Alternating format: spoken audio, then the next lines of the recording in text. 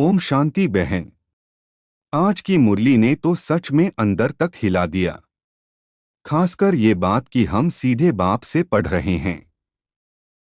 ये कोई छोटी बात नहीं है। ओम शांति भाई जी। बिल्कुल सही कहा आपने।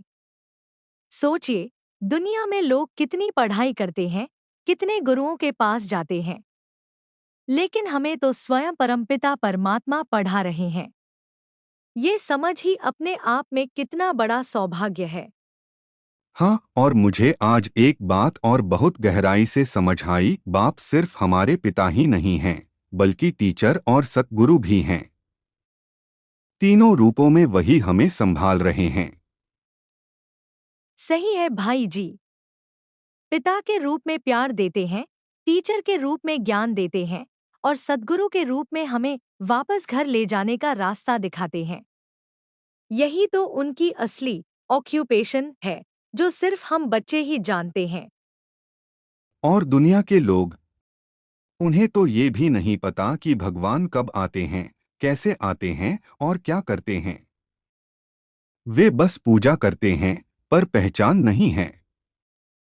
हाँ, पहले मैं भी यही सोचती थी कि भगवान कहीं दूर बैठा है, लेकिन अब समझ में आया कि वो संगमयुग पर आते हैं और हमें बदलते हैं, मनुष्य से देवता बनाते हैं। यही तो सबसे बड़ी बात है, मनुष्य से देवता बनाना। और इसके लिए शर्त क्या है? पावन बनना। बिना पवित्रता के तो हम उस सत्युगी बादशाही के लायक बन ही नहीं सकते। बिल्कुल। और देखिए भाई जी, मुरली में कितनी साफ बात कही। हम पहले सतो प्रधान थे, फिर धीरे धीरे तमो प्रधान बन गए। जैसे हर चीज नई से पुरानी होती है, वैसे ही आत्मा भी।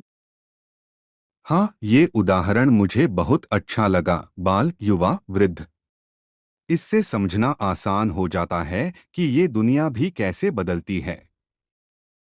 और जब हम ये समझते हैं कि अभी हम तमो प्रधान अवस्था में हैं, तो अपने आप ही अंदर से इच्छा होती है कि फिर से सतो प्रधान बने। लेकिन बहन, असली चुनौती तो यही है ना, इन 5 विकारों पर विजय पाना। खासकर देहाभिमान और काम। हाँ भाई जी, माया के ये 5 भूत बहुत चालाक हैं। कई बार हम सोचते हैं कि हमने जीत ली, लेकिन फिर कोई परिस्थिति आती है और हम हिल जाते हैं। सही कहा। इसलिए बाप बार बार कहते हैं, याद की यात्रा पर रहो, क्योंकि बिना याद के विकर्म विनाश हो ही नहीं सकते। और यही तो असली योग है।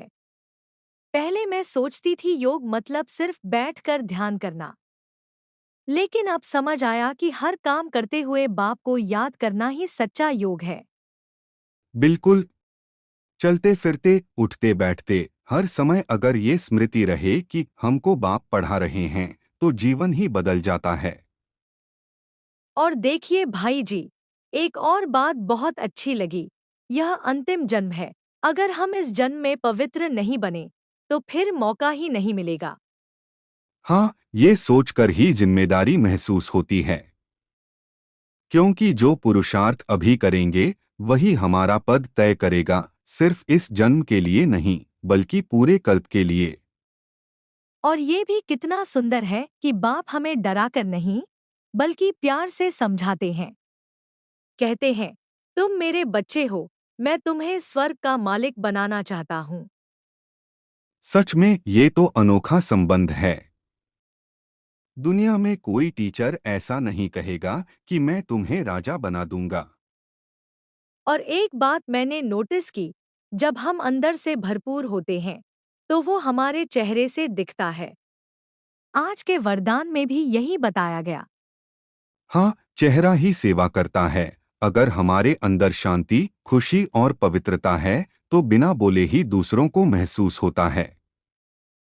लेकिन अगर अंदर खालीपन है या कोई कमजोरी है, तो वो भी छिपती नहीं है। इसलिए असली सेवा तो खुद को भरपूर बनाना है। बिल्कुल। और इसके लिए समय और संकल्प की बचत बहुत जरूरी है। आज का स्लोगन भी यही कहता है। हाँ, कई बार हम अपना समय और ऊर्जा बेकार की बातों में खर्च कर देते हैं। अगर वही समय याद और ज्ञान में लगाएं, तो खाता अपने आप भर जाएगा। और बहन, आखिरी में जो मधुरता और नम्रता की बात थी वो भी बहुत जरूरी है। क्योंकि ज्ञान तो बहुत लोग सुनते हैं, लेकिन व्यवहार में मधुरता ही असली पहचान बनती है। सही कहा भाई जी।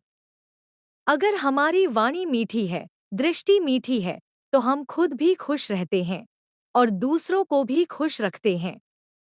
तो आज की मुरली से हमें क्या मुख्य बातें लेनी चाहिए?